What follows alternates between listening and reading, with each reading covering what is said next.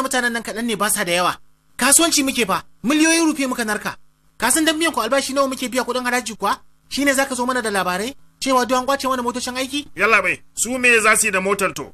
Na yi wani tunani ko da sun ce ma za su bayar da motar haya, ba zai yiwu ba saboda takardun suna waje na. Kana ji ko? Waɗancan macizan me suke yi ne? Kina ganin sa ai. Ke baki sani ba ne? Kai, tambayar ka fa nayi. Ba ma da yawan da za mu iya fuskantar su, ba ma da makamai.